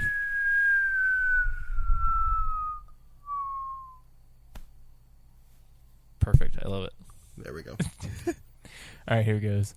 Metal Gear Solid has been my favorite game series since I was a kid. Mm-hmm. It's also been the source of so many emotional moments that I got to share with my best friend who sadly just passed away. Crap, dude. I'm sorry, Cole. I'm sorry. This goes out to your best friend. Pour one out. I'm sorry. I'm doing hand motions, but can't see those. I can remember both of us actually shedding a tear at, spoiler alert, the end of MGS4 when Solid Snake places the gun in his mouth and fires. Oh. Question for you guys. What is the most emotionally charged moment for each of you in the series? Keep up the good work. You're pretty good. Thanks, Cole. So first and Yikes. foremost, thank you for sharing that with us. Secondly, I definitely want to show this moment the respect that it deserves. So I just wanted to say we're sorry for your loss, and hopefully it was not under terrible, terrible circumstances. But anytime that somebody passes at, I'm assuming, a younger age, it's never great. So I think we've unfortunately all kind of felt how you feel right now, Cole. So here's to you, and thanks for listening through tough times. But yeah, emotional moments. I want to mention one because I don't think Isaac is aware of it. The first time I beat MGS3 and legitimately cried during the salute when Big Boss is saluting the boss's grave, it was at Isaac's house. Ooh. And Isaac was asleep. Oh, no. And I was beating Metal Gear Solid 3 with headphones on a tiny television in my his God. bedroom. That's amazing. So that was my most emotional moment. It happened like at Isaac's feet, like in his childhood home. Can't believe you didn't tell me this, man. Yeah, it was real good, man. It was like the first time I think I ever cried playing a video game. Dang. I mean, That's I wasn't pretty- like blubbering, but I definitely was like a teary-eyed Yeah. boy. I'm gonna be honest. I think so. So I've got a recent example and one that I've always held like in pretty high esteem. Which the recent example, honestly, the playing through Peace Walker for the first time, that scene that we discussed about where you had to press the button to kill the boss and then press the button to kill the boss's horse. Oh yeah. Immediately after, that fucking got to me real bad. So that was a very kind of like in a game filled with tense emotional moments. I think that one was really kind of like very That was a direct huge and- build up for and- it. Yeah, for sure, Yeah. poignant and just kind of like right there. The main one for me though, I think, is probably in MGS4 towards the end where Snake's crawling through the microwave corridor. And you have all these like cutaways of the team essentially getting fucking wrecked while he's losing strength and trying to claw his way to the end. He's QTEing his ass off. Do his final mission. And I think that's probably way up there for me. That's a good one. I want somebody to be like when Running Man went down in Metal Gear Solid 2 or in Metal Gear 2 on the MSX 2. Yeah. Oh, man. I think I got really emotional when that one guy said that he feel asleep. Oh yeah, I feel I asleep. feel asleep. What were you saying, Alessia? Oh no, nothing. Go ahead, James. Yeah, I was gonna say, like, I think like mine, it's kind of like a toss up right now. I'm in the middle playing 5. I'm not gonna talk about that one, but one would be the ending of Ground Zeroes, which I won't like get into specifics because we haven't talked about it yet. But like, the ending of Ground Zeroes just like made me feel that, like, a big change was coming for my friends, and that made me melancholy. But like emotionally, like the fucking when in Peace Walker when Snake's just like pulling out the AI cores and crying because he's like killing the boss again For the 17th Like- time. just like really got me. When boss cries, I cry, you know. I think we all do. I think the world cries when Big Boss cries. Oh, boy. I do want to say, James, I think there's one like really killer moment in 5 as well, which Maybe. I won't talk about. If you let me off the air, you let me know what yours is, and then we'll go from there. Yeah, I will just to piggyback off of what James just said about his friends. For along those lines, the first time I saw the trailer for Ground Zeroes, I was at Kristen's parents' house, and I had heard that an MGS5 trailer leaked. And I like went into the guest room to watch it, like on my phone. Oh my goodness! And just like all the hair on my body was just standing up, just bet. looking at those fucking dogs barking in the rain. Mm-hmm. I was like, "This is gorgeous." And then when the music started, I was just like, I'm fucking like I was so jaded after MGS4 that when that happened, I was like, "Kojima, take me home." Kojima, just like take me home. I love that. But no, I agree. I think Ground Zeroes, unfortunately, is this like flag waving in the wind that's like, Peace Walker Halcyon days are gone. Yep. And it's like, no, That's exactly my that. family. But Isaac, continue. I'm sorry. I didn't mean Man. to cut you off. You guys, you didn't cut me off at all. Perfect. I don't Sorry. think I I'm getting even started. emotional. I haven't started Ground Zeroes yet, so I'm preparing for that mentally. Let's see. Emotional. What? Isaac's actually a replicant. He can't feel. What is Isaac, emotion? so I mean, and truth be told, Give me emotion. well, this is interesting because like Isaac, the entirety. So I found out the other day that the first episode that we ever aired of this show, I believe, was November of 2016 or something, which is crazy. That means the show's Good been year. around for 2 years. Yeah. Isaac, in 2 years, you've gone from never having played a single Metal Gear to having played like nearly all of them. That's true. So, like, were there any standout moments that you were just like, "Oh fuck, like this is big," or have you just sort of felt like, these are video games? No, I mean, I think what Sam said, and this is probably everybody's cop-out answer, but Wow, way to throw Sam under the bus. no, I'm just saying, like, Jeez. I Wow, didn't mean some to true jab fan at I am. Sam. This is more Fucking jab at cop-outs me. for days. This is on me for not being able to come up with a better response, I feel like. But probably in MGS3 when the whole build-up between you and Big Boss is just... or the boss.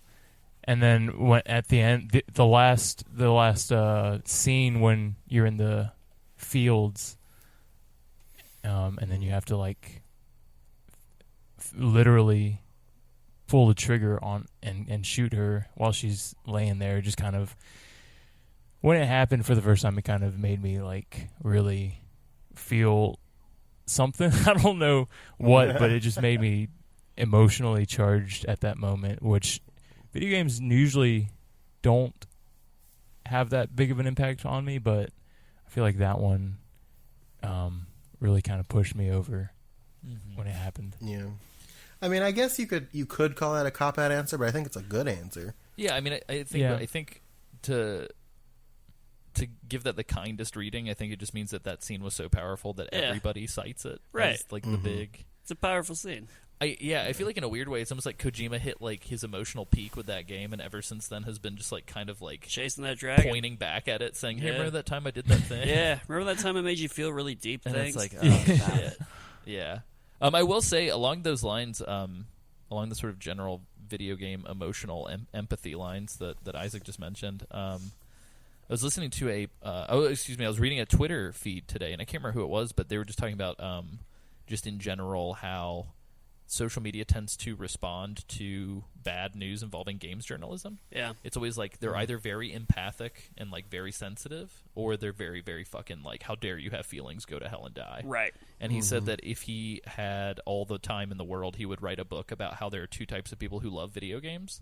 There are those that are extremely it's easy for them to empathize with the pixels on the screen. Yeah. And they have to be in order to like feel emotion looking at pixels on a screen. Right. And then there are those that are just trying to escape their shitty reality, and they want to take that frustration out on other people. Yep.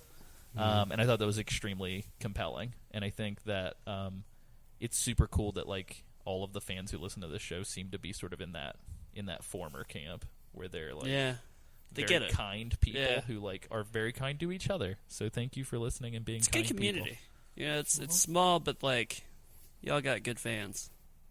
Thanks, Metal Gear Hey, Metalhead. hey, James. What? They're your fans now.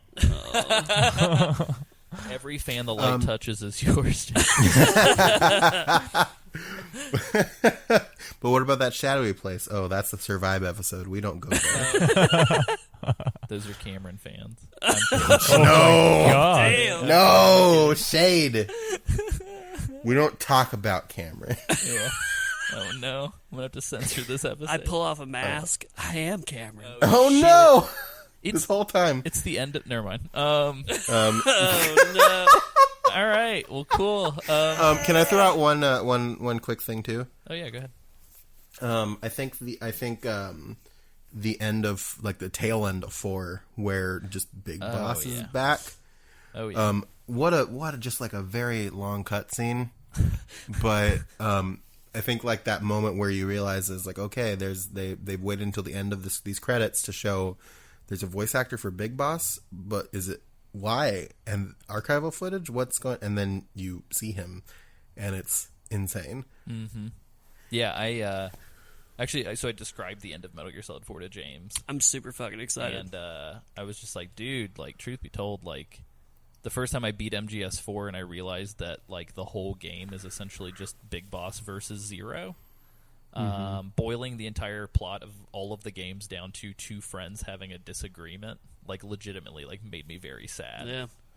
And I was just like, that's wild, that this entire game series is just, like, 2 friends having a falling out. As Alessio was telling me that, I was like, wow, what a glimpse into our future. Oh, Very no. excited to talk Oh with you. no! Well, which one of you is Zero? Which one of you is Big Boss? Good question. We'll let history decide. Yeah. Sick. Great. Yeah, so before we do this 2.0 sign off thingamajig, before we cut into the actual sign off, whether or not we thank these people on the original recording, I'm just gonna have to find out in editing. Sorry guys. We just want to thank our patrons real quick. So I will start from the top, and if you guys want to round robin this sucker, Yeah. Kyle Schulke, thank you, sir. Nice. We got Sam Whitaker. Whoa, Oh Sam. yeah. Oh man, I'm on Duncan duty. We got Cole Duncan. Sweet baby boy.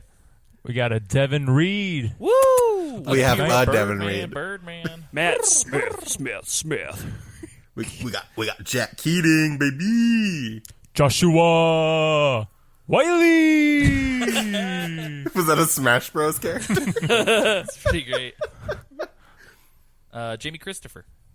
Oh, Oh, Then we got one more. We got Matt Matt Leninovic. Leninovic. Yeah. Leninovic. And a lot of people we heard from on this A episode. lot of people we heard from. yeah, I just wanted Thanks, to give a guys. quick shout out, extra shout out, which I think we actually gave to in the original episode, which you'll find out if it's doubled up here in a second.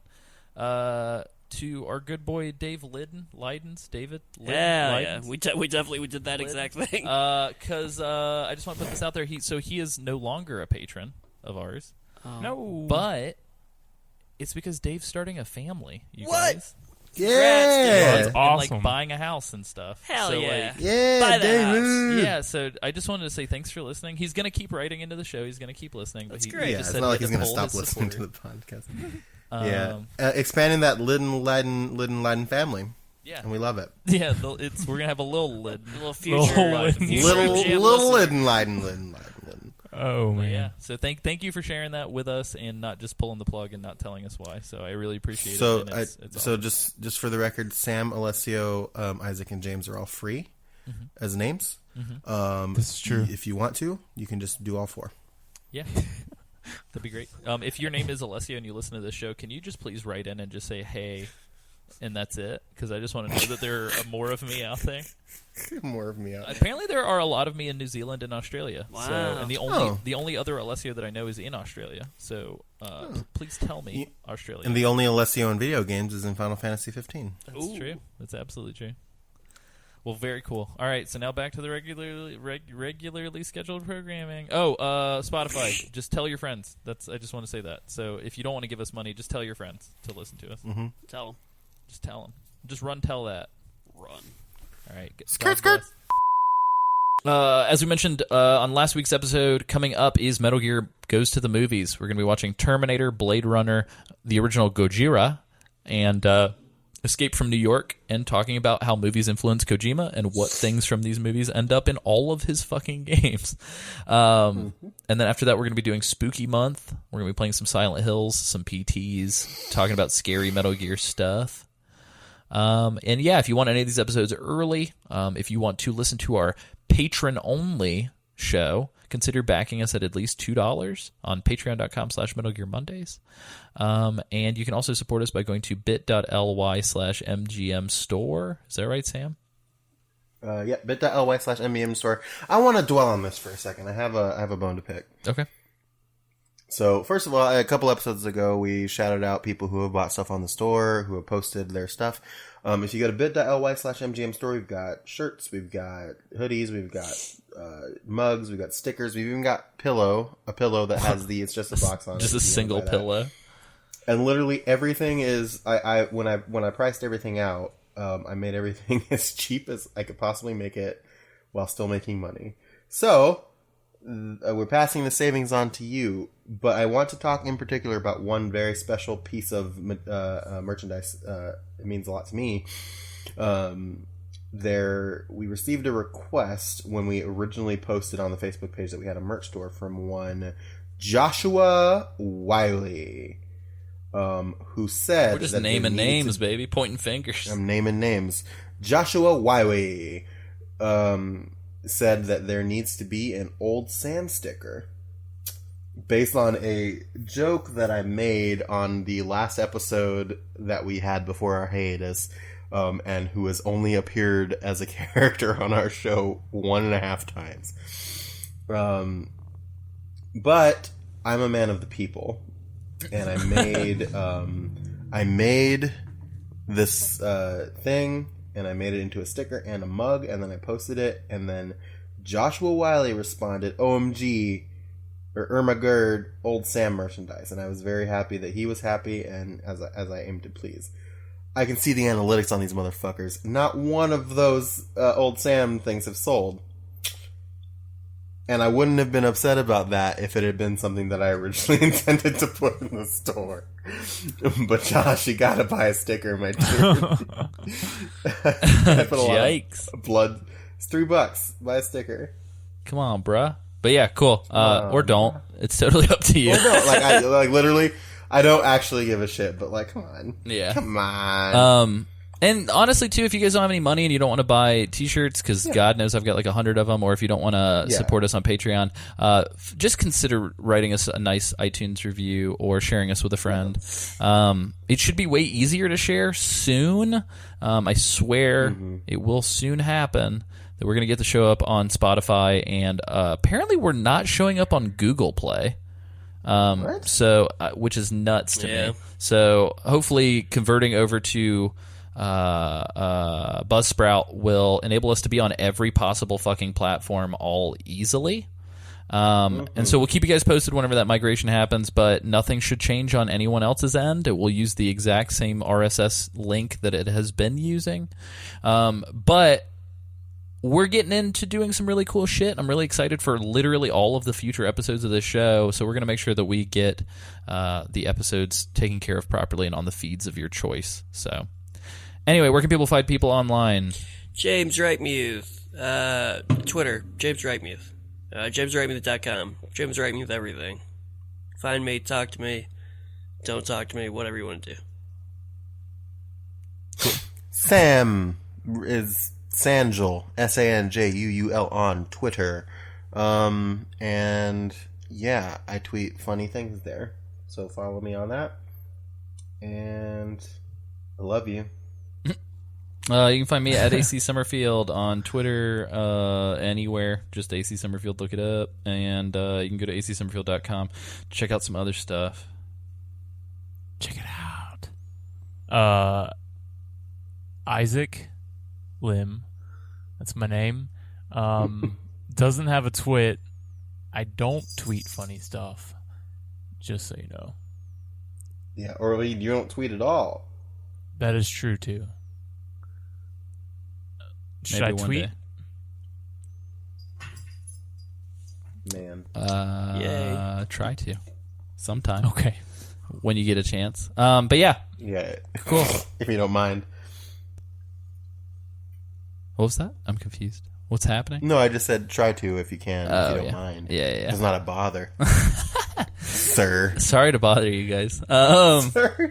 Well, guys, just that reminded me. Go see the movie Sorry to Bother You. It's fucking awesome. I need to go see it. I'm planning on it. It's so good.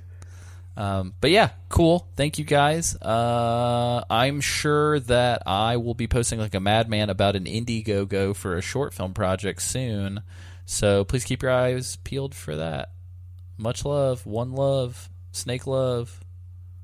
Dog bless. Box Papa bless. stuff. Boxes. Is box.